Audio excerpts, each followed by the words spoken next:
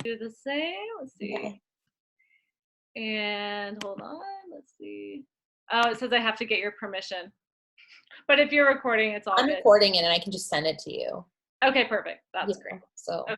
yeah, no worries. Awesome. Okay, well, I'd like to start by just getting us all grounded and in coherence together. So, wherever you're at, let's just take a moment. I'm going to guide you through a little meditation and grounding. So, just find a comfortable seat. And if you're comfortable closing your eyes, I would encourage that. So, just closing your eyes and just start to notice your breath. And just invite your exhales to lengthen.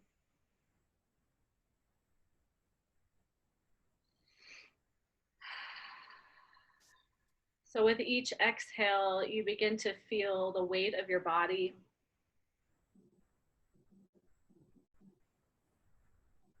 And each exhale, you become more present to this moment exactly as it is.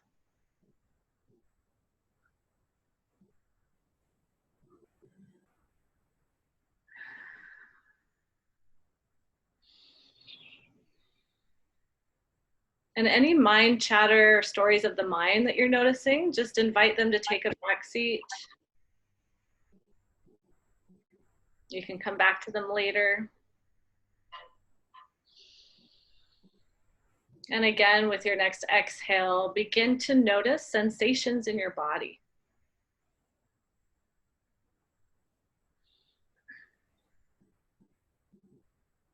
And you might start to notice if there's any area of your body that's asking for a little bit of attention or a little bit louder. And if there is, you can acknowledge it in some way. It could be a small movement or a hand gesture. And just begin to invite this area of your body to just be present here. It gets to be part of this whole conversation today.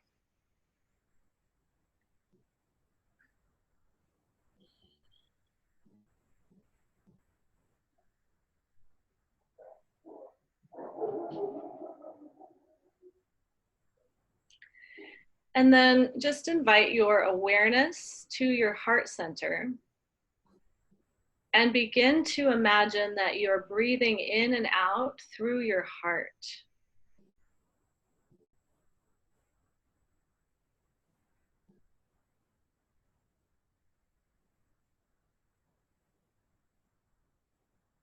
Setting the intention to connect with each other and with yourself deeper today.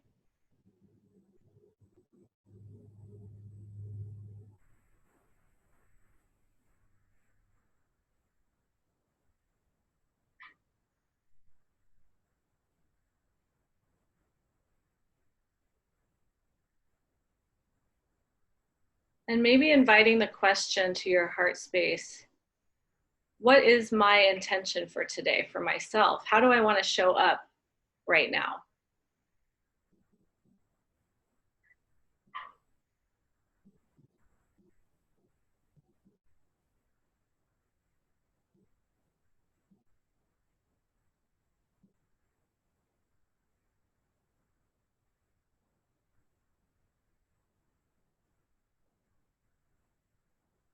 And when that intention is clear for you, you can just take a deep inhale through your nose and just let it go through your mouth.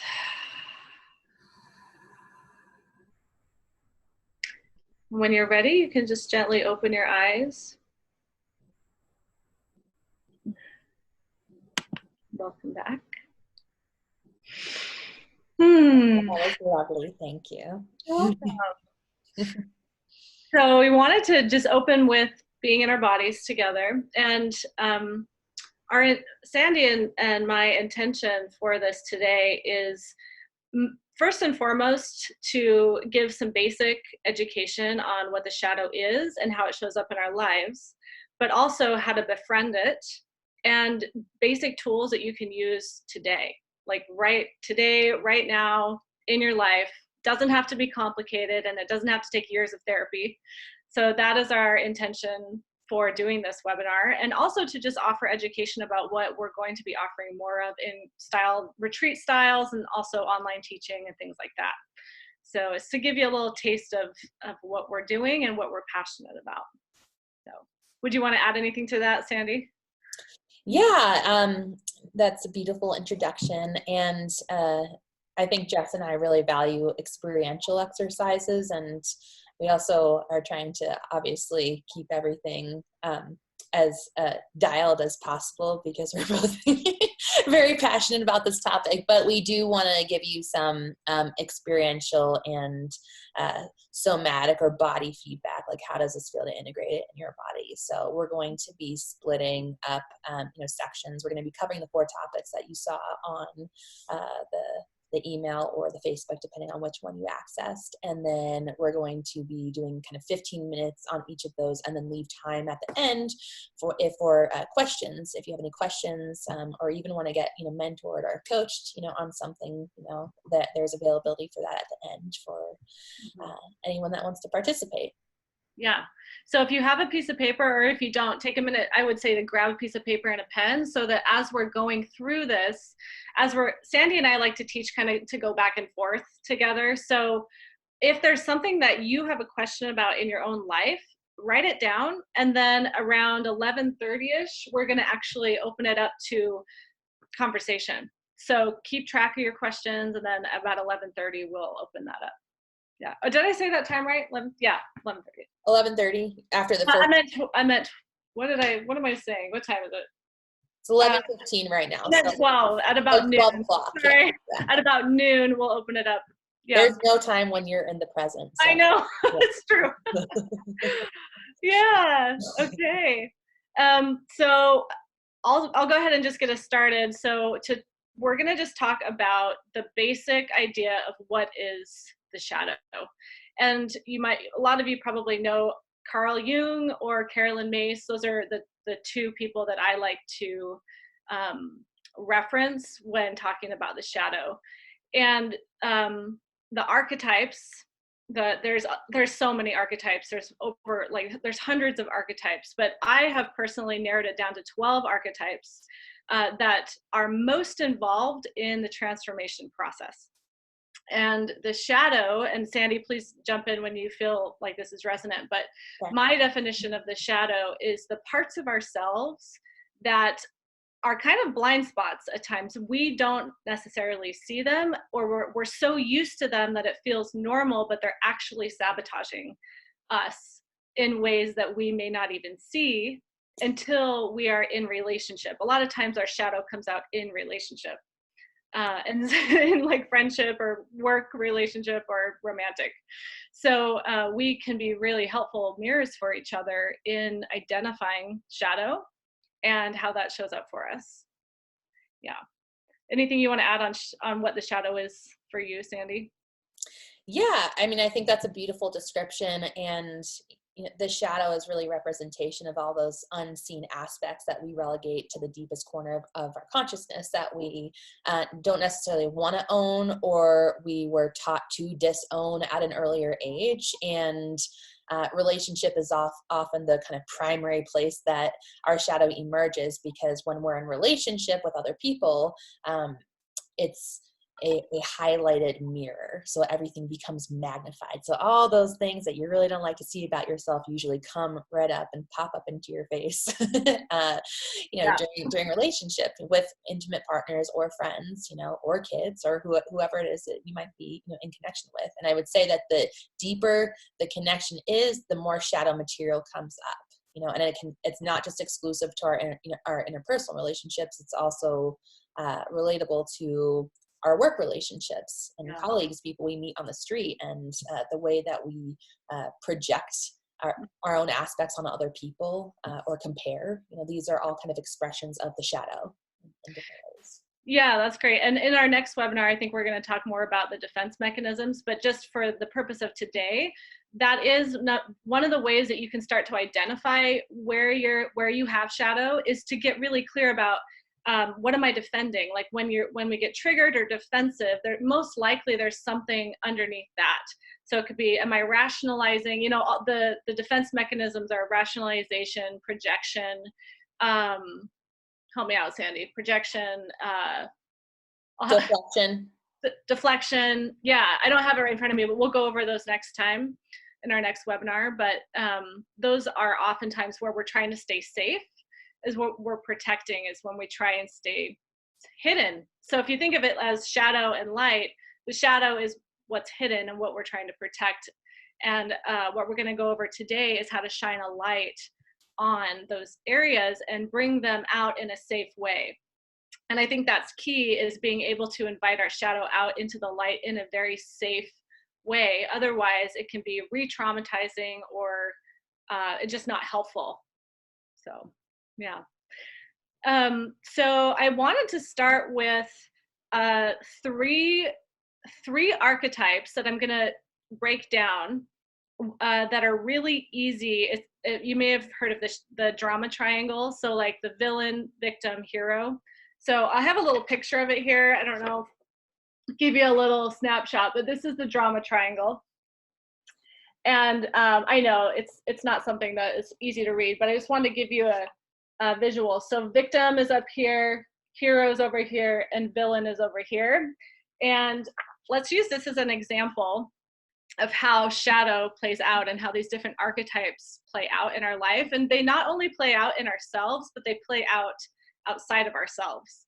So we all have a villain inside of us. We all have a victim, and we all have a hero. And we've all played these different roles at different times in our life. And I think Angela, sweet. Hi, Angela. And so all of these different archetypes have a strength and a weakness. And they also have blind spots. So when we talk about the shadow, we don't want it to be good or bad. This isn't like shadow is bad. It's all of these parts of us actually have something that we can use to become better, and they become our greatest gifts, actually. So anything, and I just want to, Sandy, do you want to add anything to that part of it before I move on to this? No, I think that's beautiful. Just the kind of articulation expression that our shadows and wounds can also be our greatest gifts when we learn to alchemize them and communicate with them. Yeah, they really can. Yeah. So if I'm looking down, I just want you to know it's because I wrote some things out that I want to read to you. And you can make notes if you'd like, but let's use the victim as the first one. I'm going to give you an example of how the victim has strengths, weaknesses, and blind spots. So the victim, here's kind of the definition that I came up with for the victim. It's someone who is harmed by an unpleasant event, a challenge, wound, or trauma, a betrayal, or an unwarranted situation in your life where you were left feeling disempowered or taken advantage of. So the strength, it's funny, our mind's like, what? There's a strength to being a victim, but actually there is. So the strength of the victim archetype is when it's properly recognized.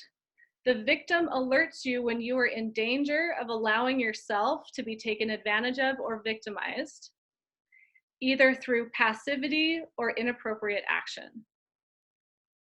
So the victim can actually, when recognized in a healthy way, can actually be an ally if you've been victimized in the past.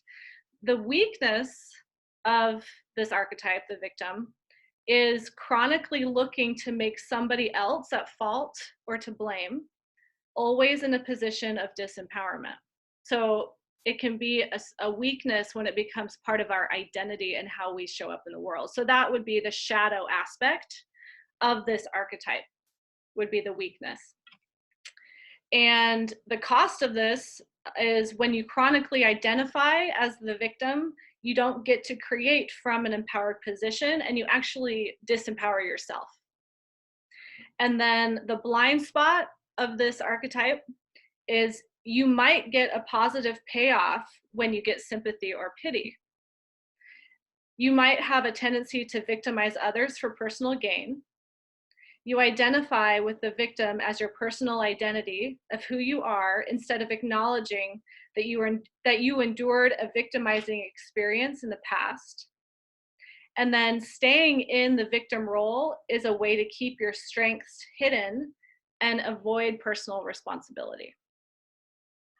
So that was just one archetype, and I wanted to break that down so that you can see how they all have, when used in a productive way, our shadow can actually turn into being our greatest ally.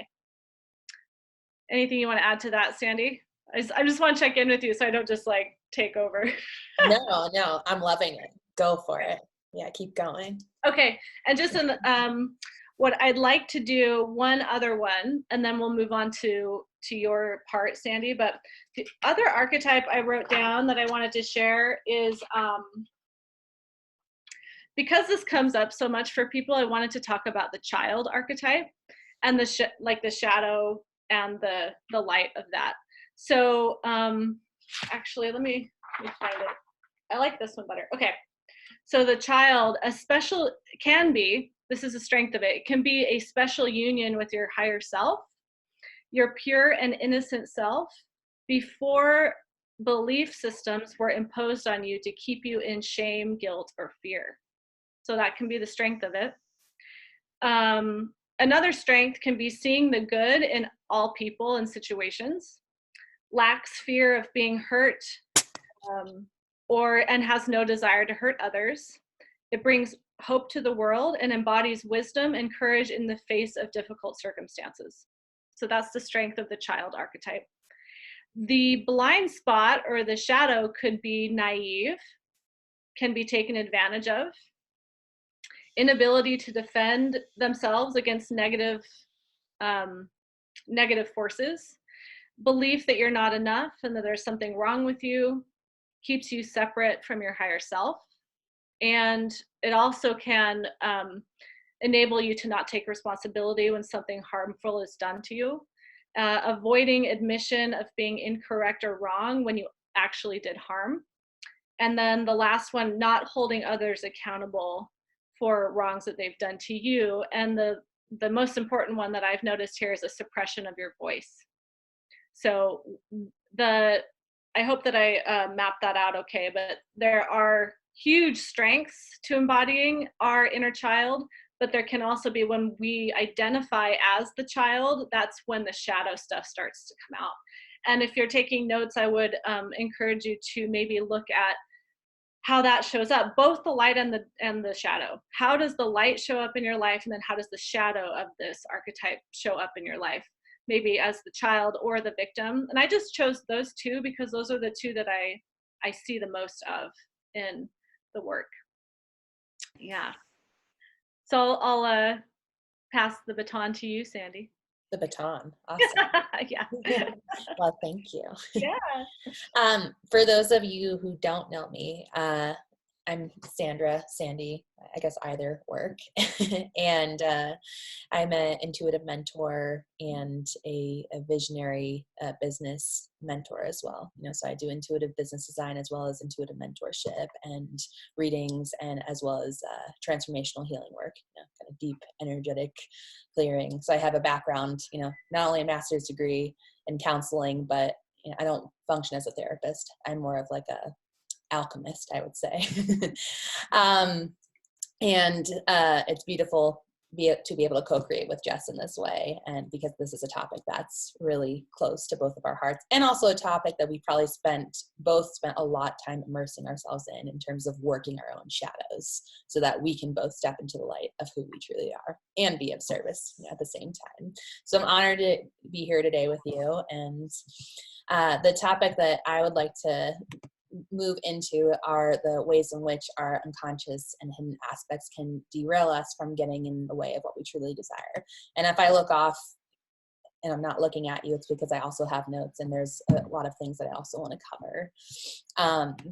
And I would also encourage you to write down anything, that comes up for you, even if it's stream of consciousness. A lot of the time when we're in a class, like this, or we're doing kind of work like this, things can kind of just come through from a higher source. So anything, even if it doesn't even make sense, I encourage you to write it out if you're having even a thought or a word that's coming through during this, and you might go back to it later. It might make sense. So this is such a huge topic, right?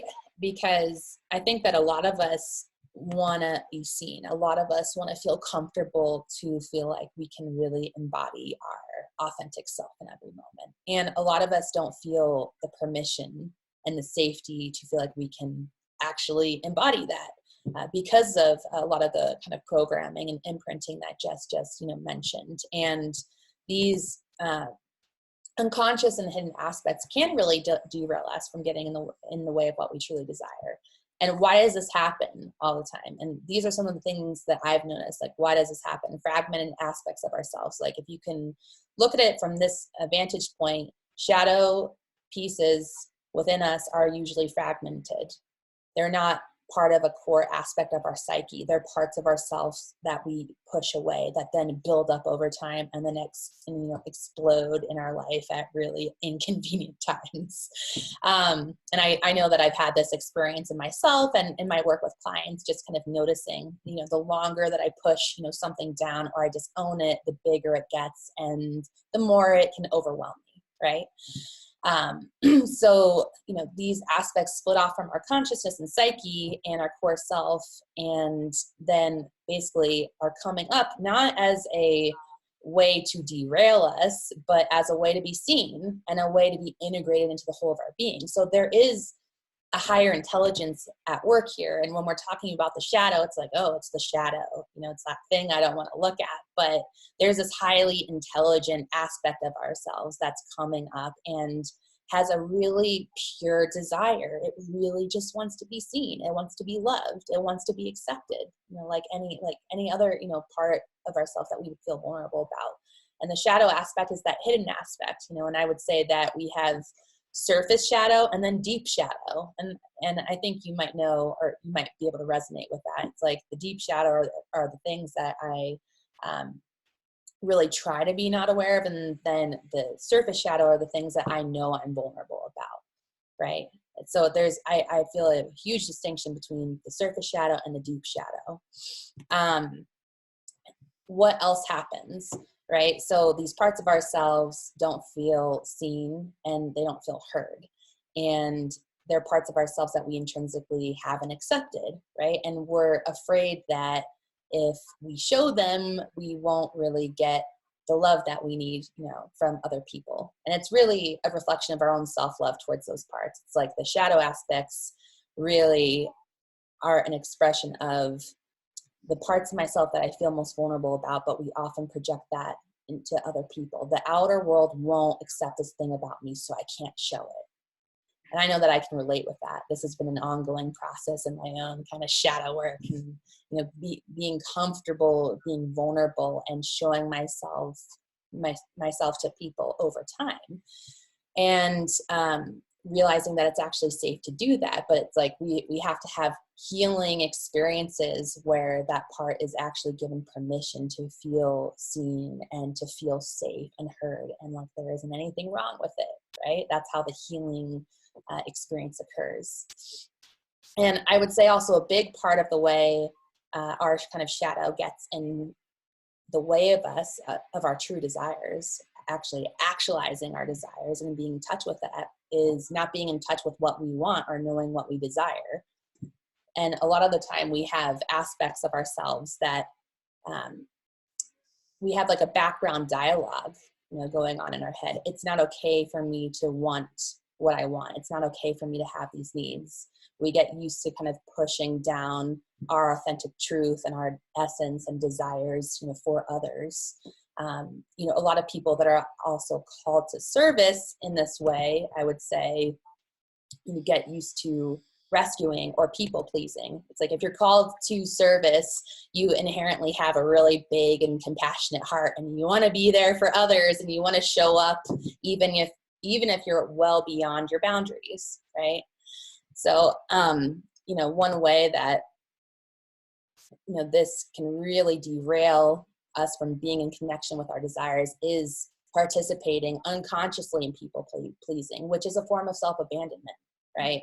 Because every time we people please and we don't honor our truth, we're abandoning ourselves on a certain level. And then we get into habits and patterns of self-abandonment, which is, over time, really draining and exhausting. I work with so many people that can't understand why they're so stressed out and tired all the time. And it's because people pleasing and abandoning ourselves on that level is an energetic sinkhole. It'll just kind of voraciously eat up any energy that we have if we're continuously participating in those types of habits unconsciously. And I don't want to make it out to be a bad thing, because it's beautiful that we want to be of service. And where are ways when we can self-resource in those moments and actually be real about what's in our alignment or what's not in our alignment. So something that I'd like to do experientially is to just do a really short exercise, and then I'll pass the baton again over to Jess. But this is like a really short, powerful exercise that I do in all of my classes and workshops and with clients. And it really gives a strong orientation of when we are in contraction and when are we feeling expanded. Because our contraction and expansion can create a really powerful indication of when we're in alignment with our truth or when we're disconnected from our truth. So finish whatever notes you're taking now, and then I'm just going to invite you to find a comfortable seat in your own seat, and just for a few moments, notice what it's like as you begin to bring awareness to your own inner energy and your body in this moment,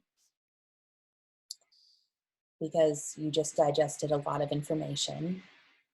So I just want to invite you into the experience of what it's like to come back to your own energy and essence in this moment.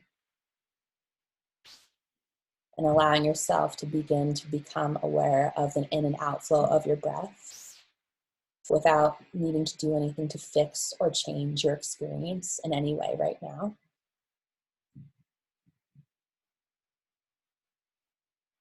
Allowing anything that you just heard to continue to ripple through your consciousness and to integrate. And creating spaciousness for all that is you to be fully here, to be fully welcome.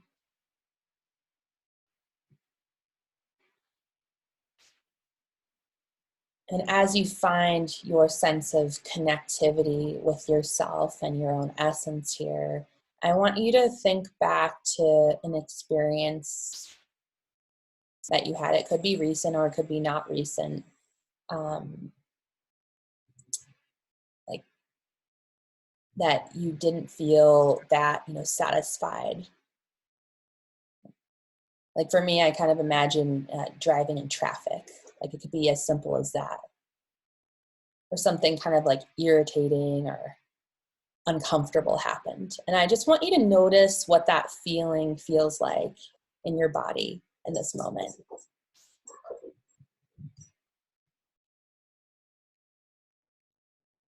And you don't have to sit in it for that long, but just enough to kind of get a sense of what that feels like for you.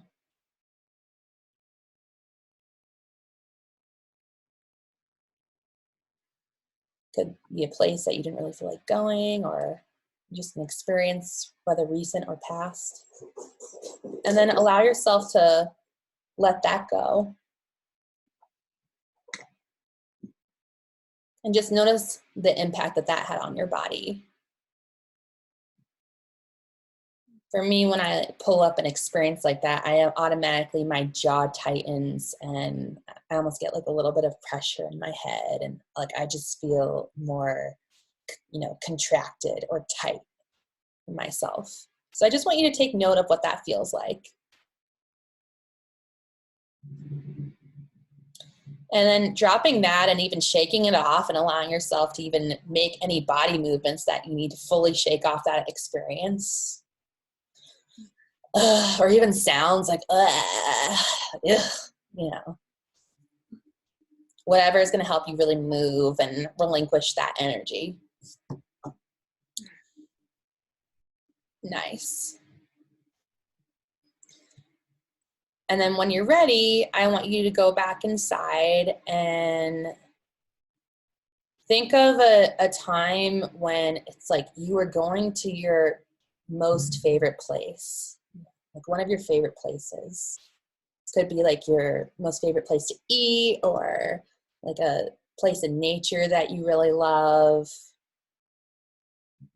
You know, just the first thing that comes to mind, and notice what that's like as you really allow yourself to kind of saturate in that feeling and being in this place. What happens in your body as you envision being in this place that you most love?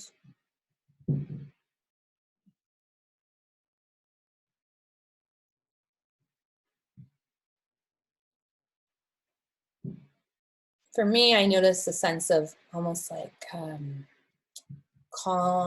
and peace. Like my energy feels actually a little bit lighter in this place, a little bit more expansive.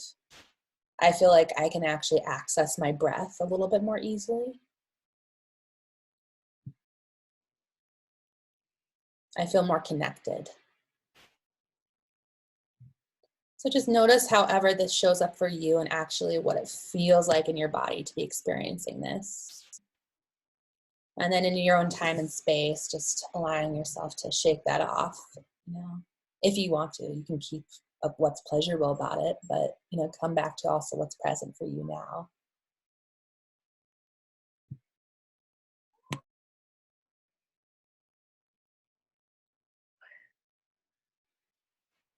And in your own space and time, allowing yourself to come back into intimacy with the present moment here.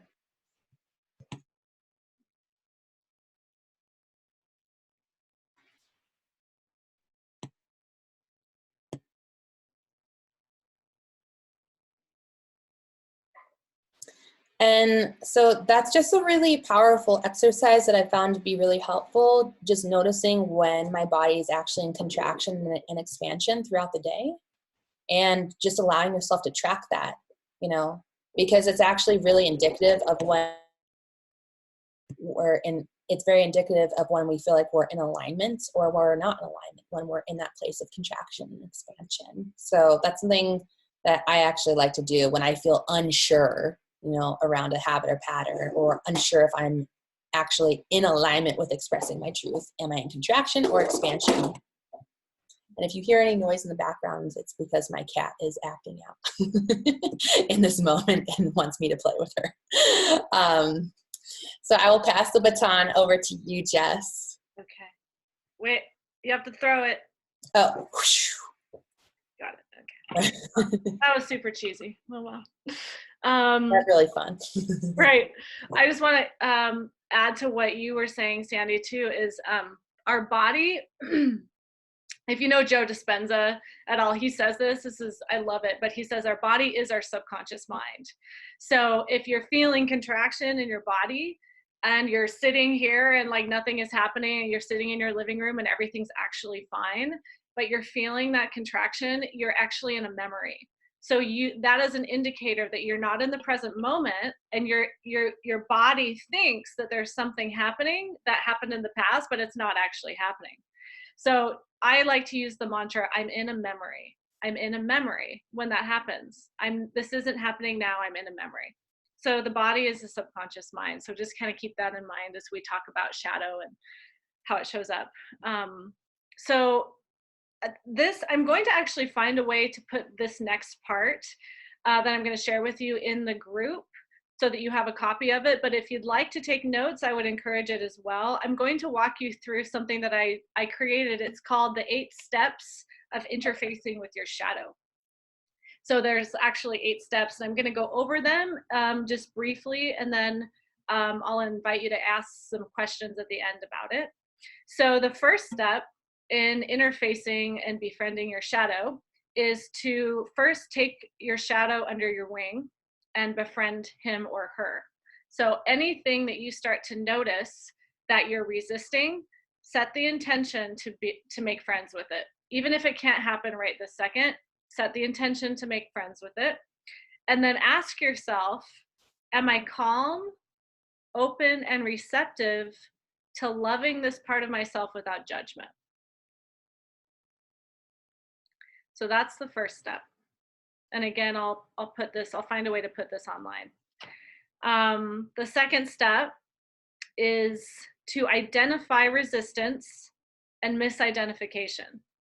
So the second step is, with love, compassion, and non-judgment, identify if you're defending or resisting against something. And what this goes perfectly with what Sandy just did is, the body is the first indicator. Am I in contraction? That's your first indicator of, am I in resistance to something? And that's, yeah, the body knows before the mind does. So where are you maybe denying or rationalizing or repressing something? And something that you might also notice yourself saying is, dang it, I thought I already healed that, or God, I thought I was already over that, or whatever. So if you notice that story kind of rolling around, that's an indicator that you're still pushing something away. So, and then the third step is I call it turning on the light for your shadow. So this is encouraging these parts of you to come out. This could be in a meditation or just saying it out loud. I invite you now to come into the light. Ask this part of your shadow if they would be willing to come out and talk with you. So start to see it as a part of yourself that has some really valuable information for you. So invite it to come out and talk with you. Ask what age this part of you is. So what age is this part of your shadow? What are they wearing? What are they doing? And just kind of like get to know this part of you. What do they want? What do they want you to know?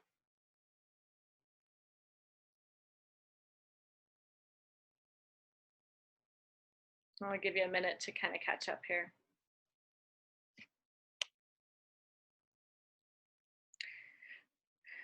And then the fourth step, I call acknowledging your shadow as the noble adversary.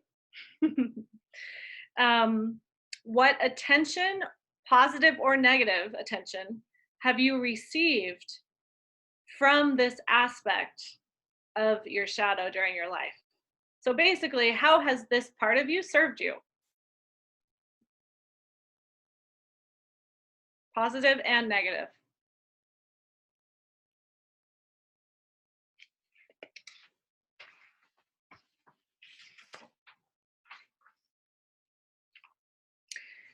And then the fifth step, I call shadow alchemy magic. It's so cheesy, but it's fun. And this step is to realize the emotional drama or the emotions that are also at play with this part of you. So what emotions go along with this shadow part of you? And then this is also to get really clear if you are holding any shame or blame. Because shame and blame and guilt are held in the lower chakras, like the very base chakra of your body, which is, you know, your sit bones, basically where you're sitting. And if that's blocked, everything's blocked. And so shame, blame, and guilt are the lowest vibrational frequency that you can be holding. Sorry, as I knocked that over. So this is the part where you begin to alchemize the emotions of shame and blame and guilt. Be willing to let that go. And something else with step 5 is to recall earlier memories in your life when you were holding this shame and blame when it wasn't your fault, but you were holding it anyway. And then step 6, your shadow wound is your shadow superpower. So basically what we were talking about is to recognize that this is actually your greatest gift.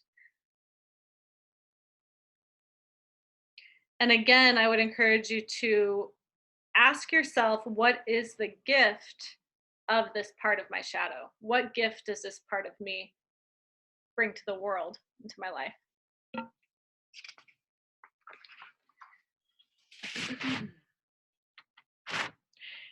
And then step 7 is to merge the energy field of your shadow with the light.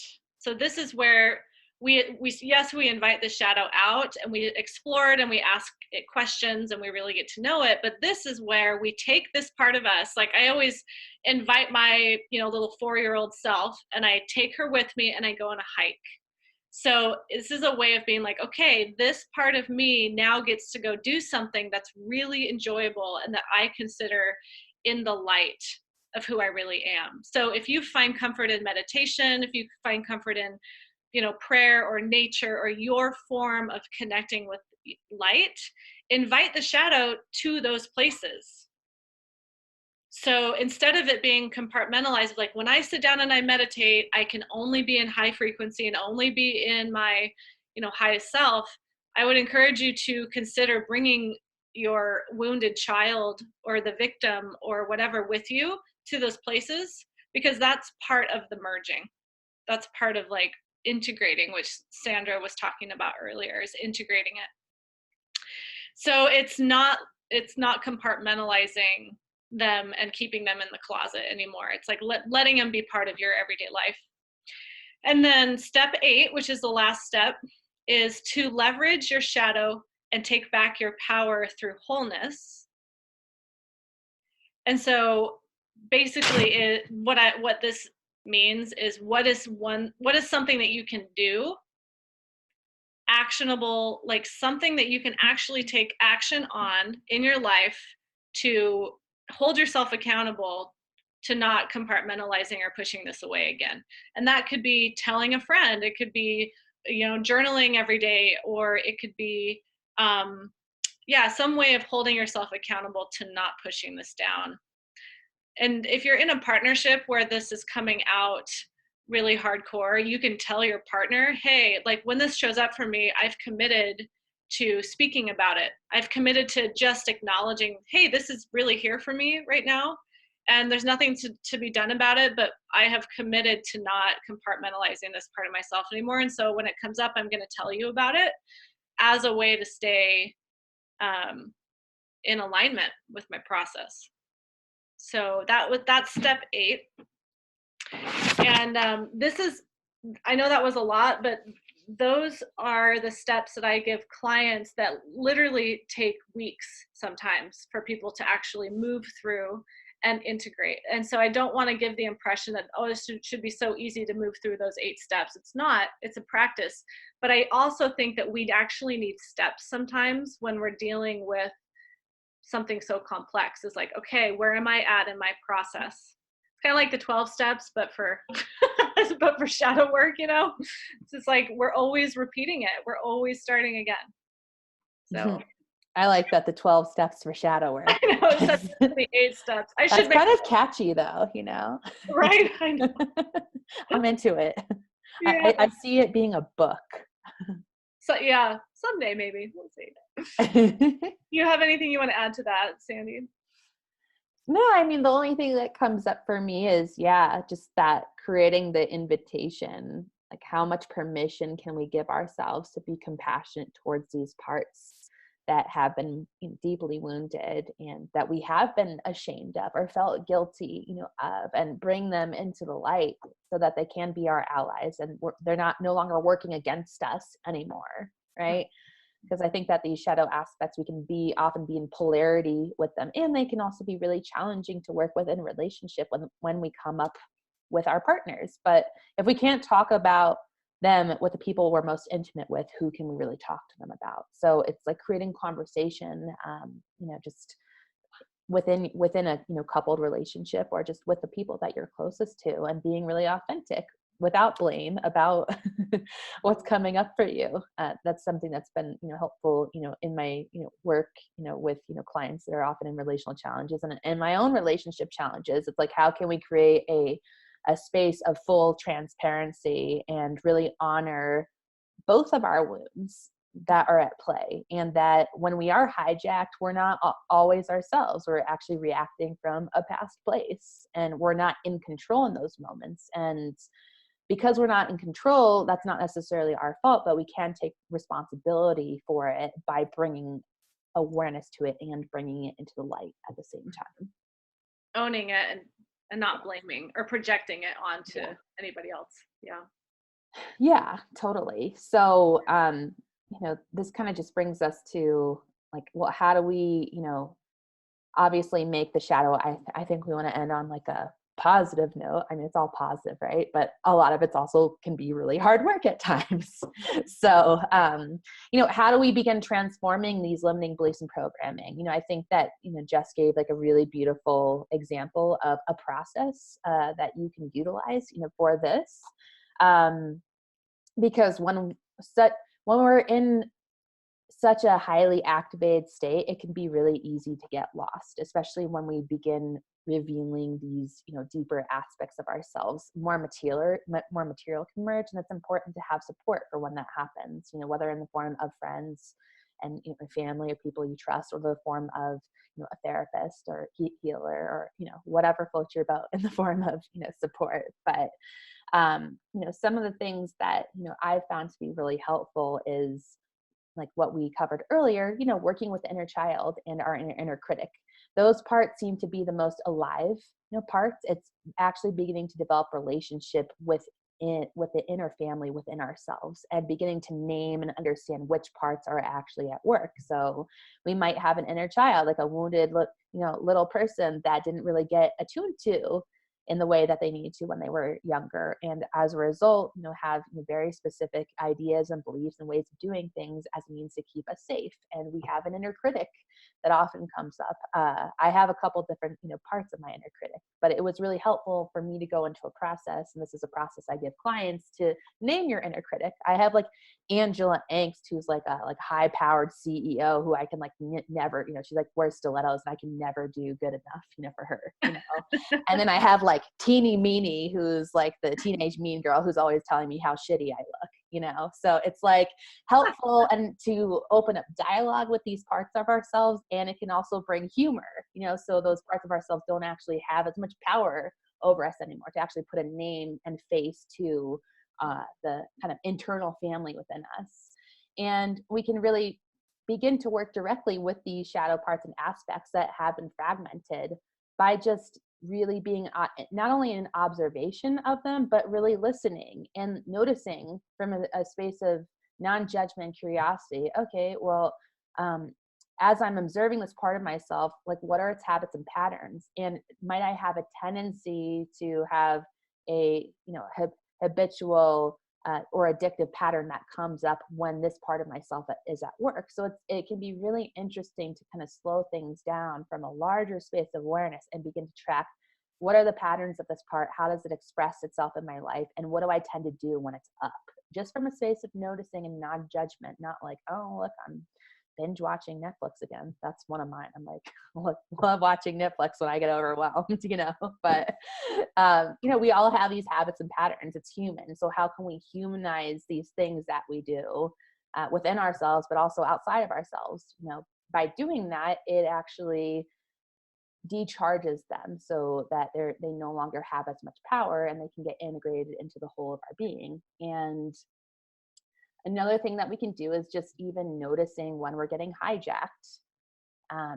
This has been like really helpful process. It's like, as I've kind of progressed in this work, I can actually detect when I'm getting hijacked by something. And you'll know, because you get contracted, you're really triggered, you're saying things that you wouldn't normally say. And it's almost like you've lost literally connection with your higher executive functioning, which you have. So from a neurobiological level, literally lost access to your higher executive functioning in those moments. So just creating space to notice when hijacking is happening. And again, creating, permission, around these things. And as we bring these habits and patterns around shadow into the light, they no longer have the same power to, you know, hijack us or surprise us, right?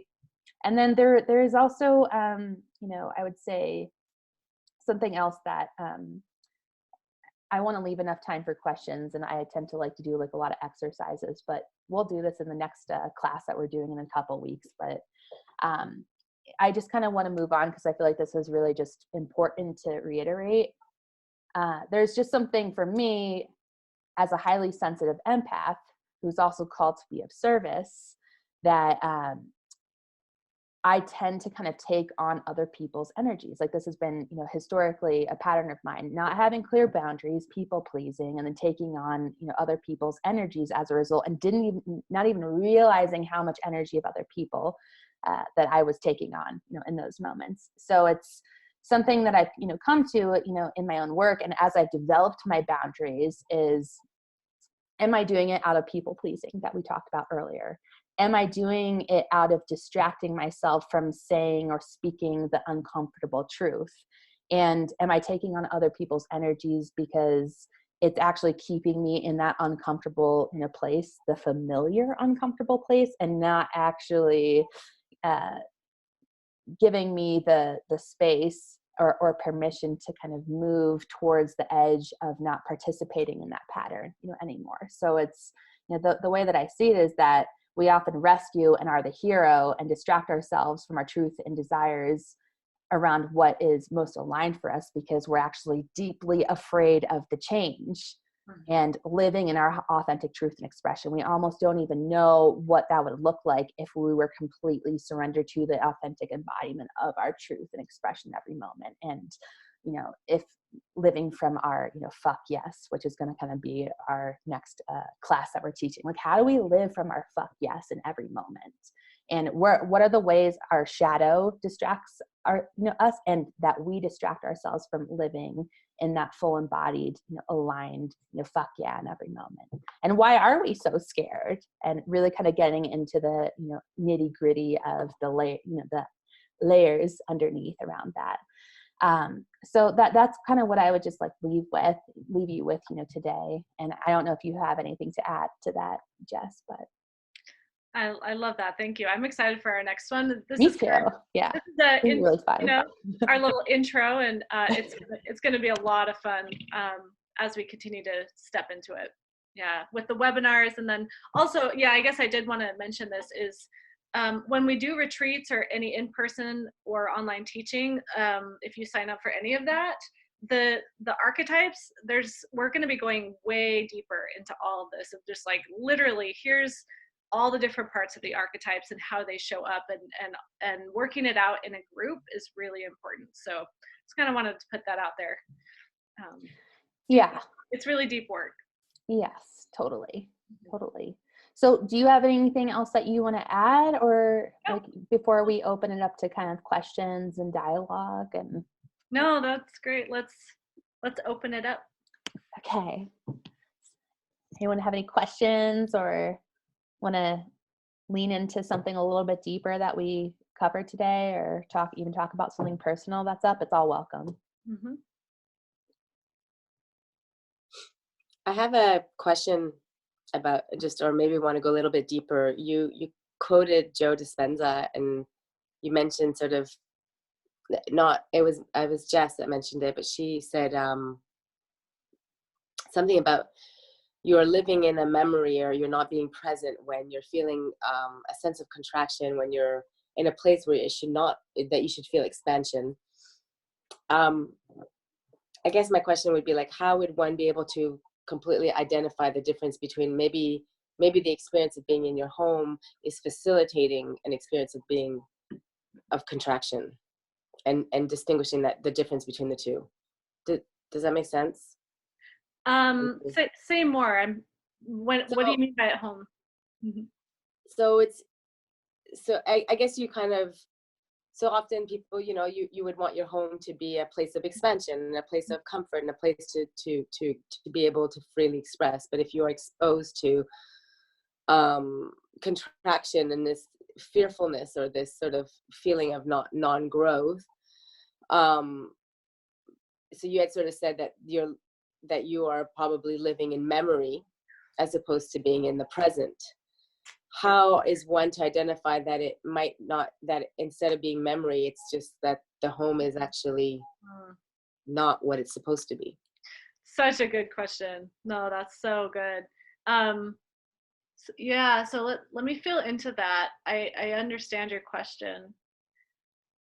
I think what that comes back to is really getting present in looking at now moment. So it's like, if, for example, if like right now somebody, like I'm guessing you're referring to kind of like home as in like toxic relationships at home, like people in your home or energy in your home. Is that kind of what you mean?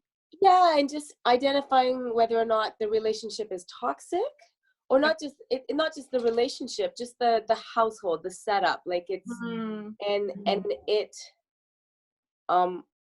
is the present toxic, is the memory toxic, right? Identifying the difference so that the machine, so especially when you're working with a family dynamic, can be healthy and move forward. And wondering, I guess I'm speaking of my own experience where I don't always feel that everybody in my home is feeling safe and in a sense of expansion. And I'm not necessarily relating to me. I'm including my children in this experience. And I wonder if they're stuck in a memory or if it's actually what they're feeling in the present. Because my children are children that are exposed to divorce. And so, I do witness in them a lot of I feel that they've experienced trauma from it. Sure. So I wonder if they are living in a memory from the past of what life was, or are they just not enjoying what's happening in the present? So that I think they kind of go together, and here's why.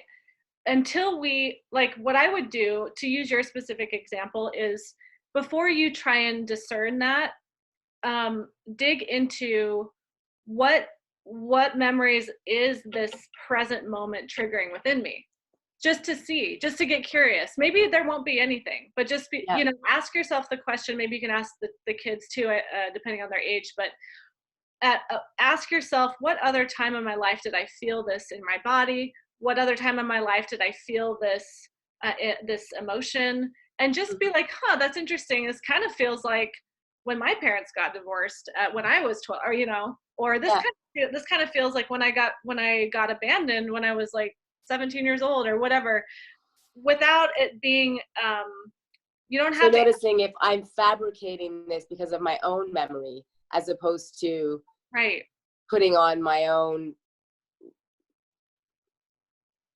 shit on them, for lack of a better word. Well, we don't mean to, but we do it all the time to each other. We project, for sure. Yeah. Which is what I think what you're asking is, how do I know if this is a shadow that I need to look at versus a reality that needs to change? Is that what I'm hearing? Yeah. Yeah. And the first step to knowing that would be to just get curious about, is this reminding me of something? Does this feel familiar to me? Does this feel familiar? And if it does feel familiar, look back and see when that was. And then from there, you'll have more information to make a choice in the present moment. That made sense. Yeah. It does. Yeah, it's an interesting, I love the talk about witnessing expansion and contraction in the body and when it shows up. It's just, I would love to go deeper into that conversation. Yeah. Okay. Beautiful. Yeah. And I can even thank you for your vulnerability in sharing that. I just want to say, and I was like talking to Jess about this earlier, because I'm going through some, relationship stuff, right now. And I was like, I feel like my cat's sad because my boyfriend's not here. Like, it's just like a small way that I'm like projecting, like she might be, but it's like, I'm sad that my boyfriend's not here, right now, and kind of going and feeling and going through the grief in that and sitting with that in the moment and then checking out. And then also I can't really talk to the cat, but what would I do then? I'd observe her behavior over time and really be present. Okay, well, what does she need? And even with your kids, it's like, I don't know what stage you're at in terms of and how comfortable you are in terms of creating like open and authentic, conversation, and how old they are to be able to even do that. But that would be like the next step, to be in noticing of it in yourself, but also create conversation in that, with the people that you're noticing it with, like just not projecting your own experience, but like what is everyone experiencing right now and having an open conversation about it. And then something else that came through as you were speaking, just even doing like some sort of deep energy, clearing or, house clear, like I do a lot of, work on that in my own space, kind of energetic grid work and creating and clearing energy and, setting a space with new intentions for how I want that space to feel. Those are just kind of, when, something traumatic has happened, it's almost like it needs like a reset, and, I'm sure that you've probably done some of that kind of stuff before, but if more material has come to the surface, having like some sort of regular practice of that, being an observation, noticing, not pushing it away, but also clearing what needs to be cleared at the same time if you're able to. That's just what kind of comes through for me as I heard you speak. Yeah. Does that feel complete, Liz, or is there anything else for you? It does. I mean, I loved how you mentioned, is this the shadow? And then, you spoke a lot about, so I took a lot of notes and something about in your 8 steps, you wrote, the lowest, you spoke about shame and blame and guilt living in our base chakra and in Muladhara. And I just thought, oh, that's so interesting because, if I spoke of my truth, I would say that I do blame myself for the suffering that I've projected onto, that my kids are handling. And I have a lot of shame and guilt about it for sure. And I loved how you mentioned, well, if that's blocked, and if those are feelings that I'm experiencing, how can everything else? And it's interesting because I teach so much from the psycho-spiritual anatomy, and it's like, how can you teach it if you're not liberated yourself? So I thought that was really neat. And I often, maybe I'm creating, or maybe it's just I don't think it's all in my head. I think that they're feeling a lot of this, but there's also the young girl in me that experienced divorce. And mostly divorce, I think, is okay. It's the fear of abandonment and all these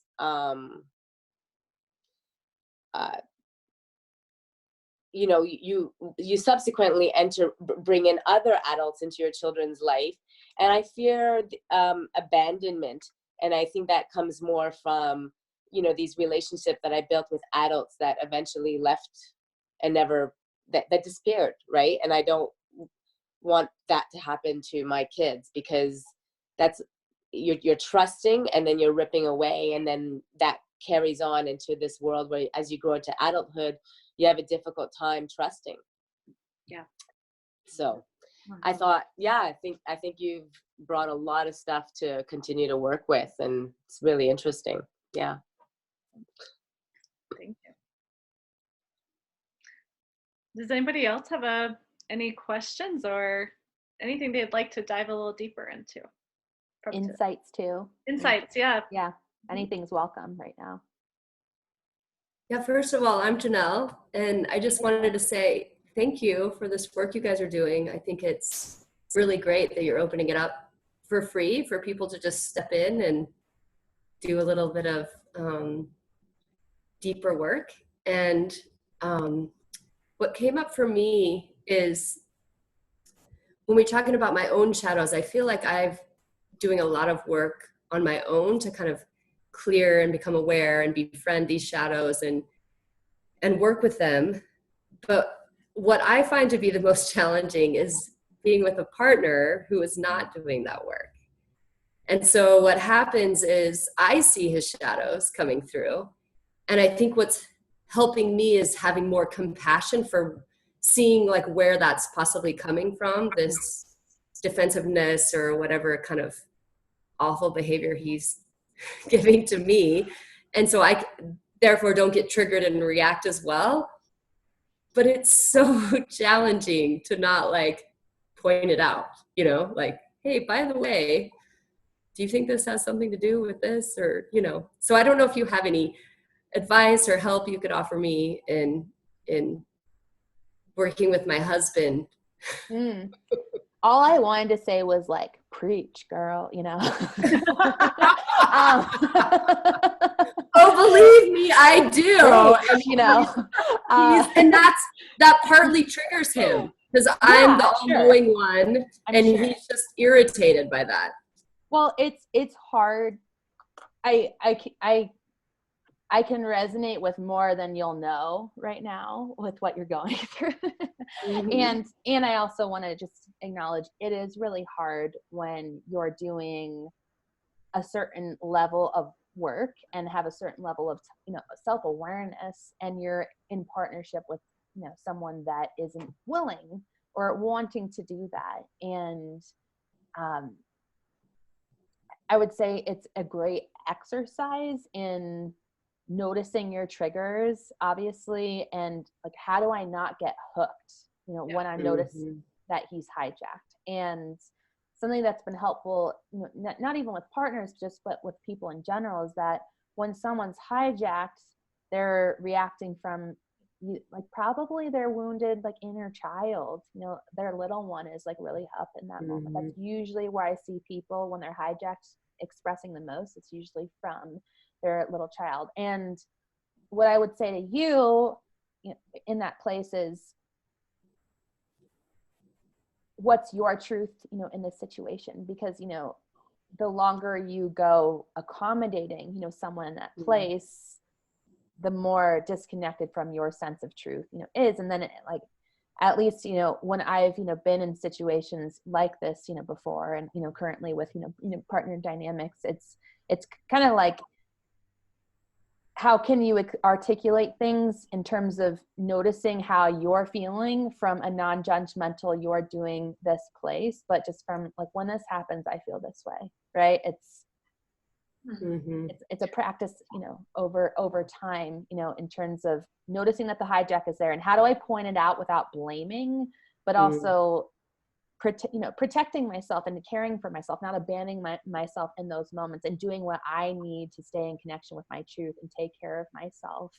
And if he's open to, you know, more support, you know, going to couples therapy or, you know, counseling to actually work more directly with that, because that's the only way that it's gonna, you know, in my opinion, and from what I've seen, working really directly with, you know, a non-judgmental, you know, person is what really helps kind of move things forward. And him even being in his own individual process work, if he was willing, you know, too.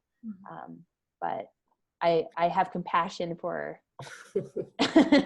where you're at right now, and can understand how frustrating it is and how hard it is to not want to just point it out, you know, in those moments. Yes. And it doesn't help. It really doesn't. But I will say that I find like me trying to stay calm and understanding and kind of work through it without getting triggered, like that has a place, but so does that edge. Like when I call her wolf woman comes out. Yeah. Totally. Like I feel like that's when shit changes. Yeah. Like, when I'm just like, oh, yeah, you're okay. Like when I finally say, nope, enough. Nope, knock it off. You don't need to bring this to us right now. Like this is not appropriate. Like it feels like that's when he then snaps out of it, like gets out of trance.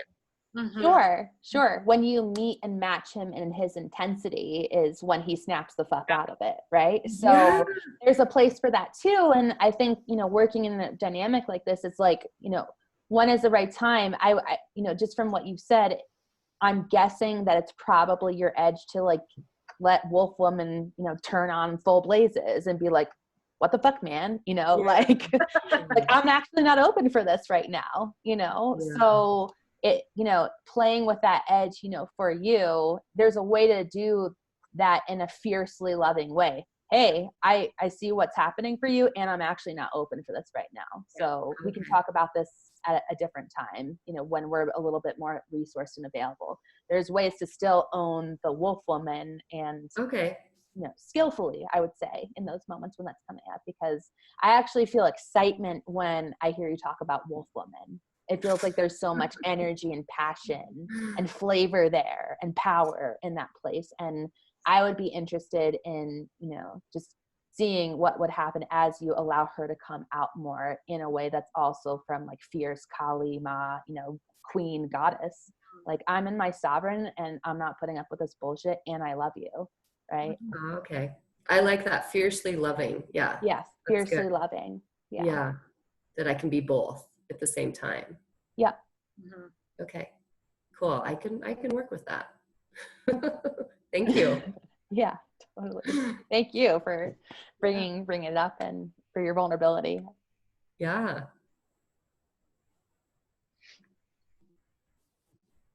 What else is that?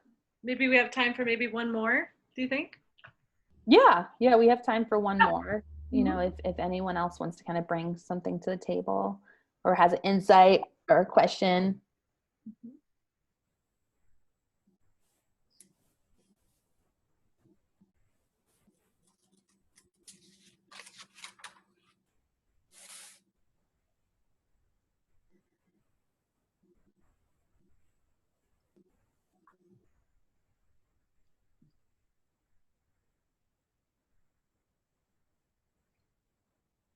Anything else?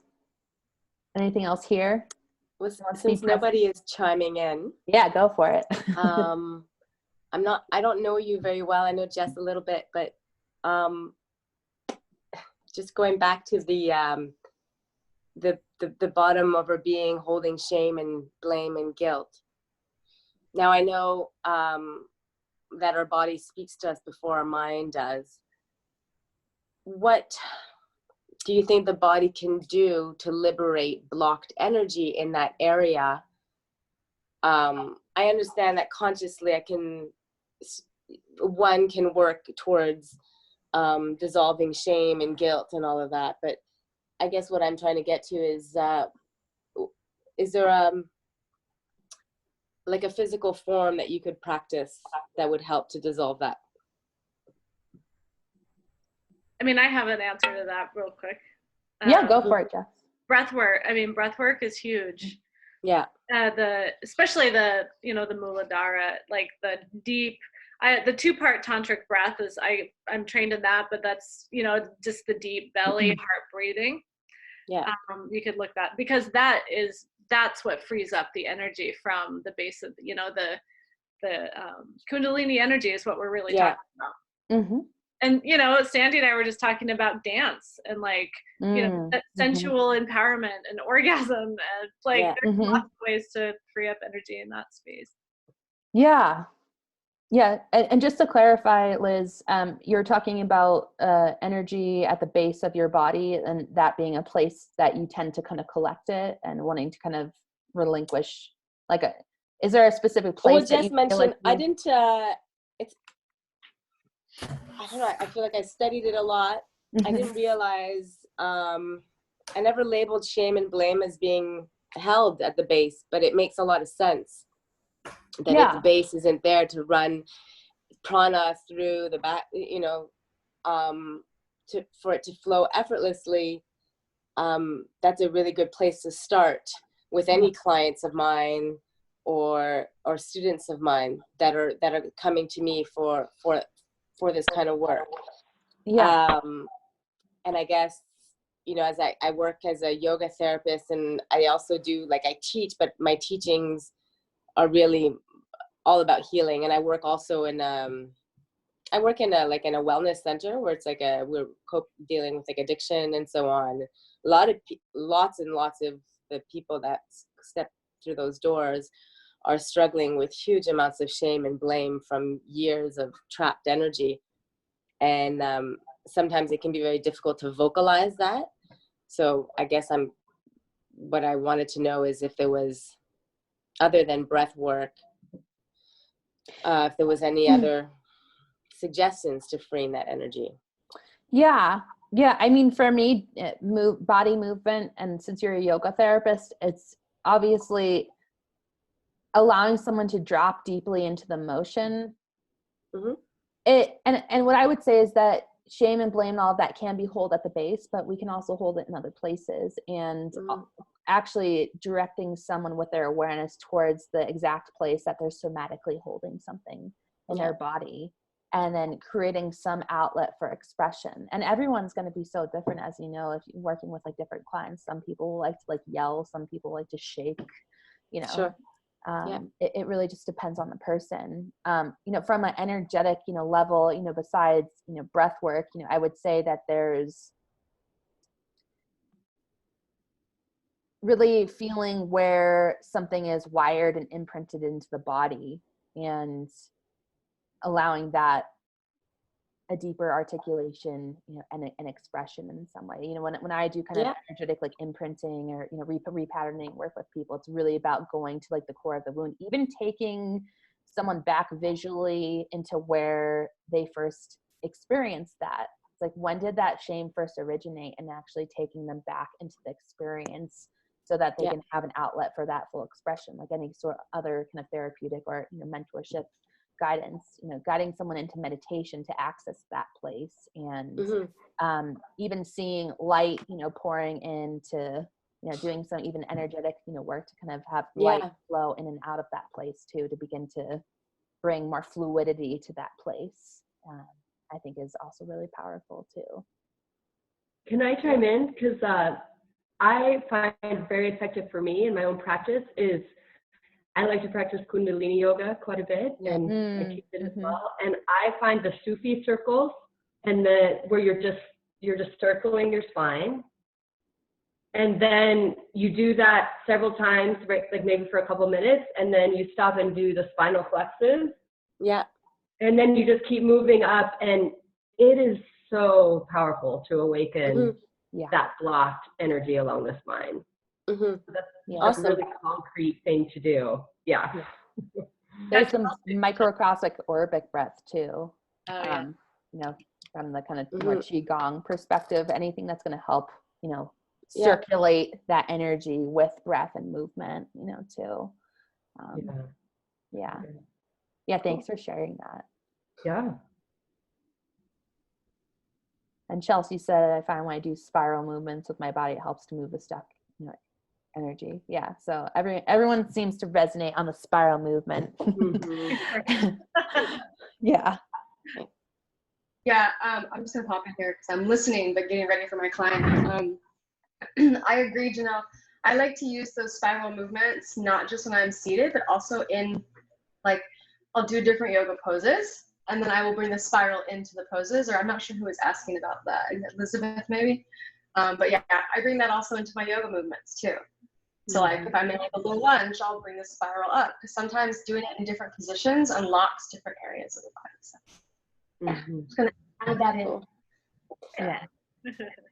I will put it into practice. Awesome. It's really, really fun. Beautiful. So is there anything else before we kind of begin to come to a close here?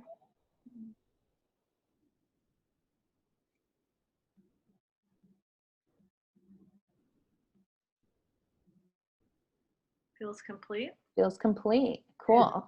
Thank you, everyone, for taking time.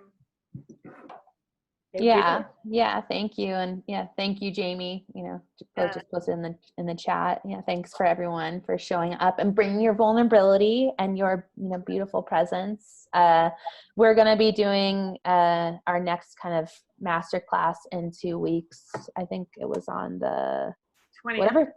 20th at the same time. Same time, 2 weeks. Same time, same place. And that's really going to be, we're going to get into even some of the deeper layers, and also living from our fuck yes, our most aligned, you know, space of center. And that's, you know, one of my favorite topics. And I think Jess and I both feel really juiced up about that. For those of you that attended, you know, the retreat we're having a retreat, we're going to be, if you automatically attended live today, you'll get like a 10% discount, code, for the retreat. So if you would like to kind of participate, we're going to be having an upcoming retreat in Boise, and then we're going to be doing one in Maui. So our Boise retreat is going to be in March. We were going to have a Boulder one, but we're actually going to reschedule that to April, most likely. And then we're going to be doing one in Maui in May, which will be like a 5-day or even more deep and by the ocean. So that'll be really nice. Well, Boise's awesome too. Boise's awesome too. So does that mean like what are the details of the Boise one? Is it showing up, like, are you staying somewhere in Boise, or is it just like come for the day? Well, Sandy's traveling here, and then it's going to be at my office, which is New Moon Healing Center, and so it's just come for the day. So it's an all day Saturday, all day Sunday retreat. Yeah. So we're going to be going into a lot of these deeper practices, during this retreat, and, experiential work, group processing, and really getting into the under layers, the nitty gritty, and doing some really potent alchemical work with a lot of experiential exercises, so that you can really kind of feel your own internal shifting and really come into that clarity of who am I really? How do I want to show up in this world? How do I live for my fuck yes? How do I be of service from this place in every moment and really serve at the level that I'm meant to? And so we're really going to be getting into that and giving you some even more powerful tools to kind of work with the under layers of the shadow too. So because what always holds us back is usually our shadow in some way, from moving forward in the way that we really want to. And for those of you who are in service, based, it's just getting in even a deeper layer. Like, how much more fully do I want to show up? Am I tapped into the full spectrum? Is there more that's wanting to come through? Is there more that I'm not even aware of? And really giving you an opportunity to be seen in a really, really deep way and held in a collective space with other people that are on the same path. So it's going to be really, really fun and potent and powerful and transformative. Thanks, everybody. Hope to see you on the next one. And reach out if you have any questions. Just reach out to us. So. Yeah, reach out to either Jess and I. We're going to be posting deets for the next webinar. And then if you do want to attend the retreat, we'll give you access to the discount code, as well, for that. We can send it to you. I think Jess has probably your information. Or well. just PM me and I'll send you the code if that's something that you can PM Jess or I, and then we'll send you the code for the 10% off the retreat, which can apply to any of the retreats. Yeah. Thank you. Thanks, guys. Thank you. Thank you.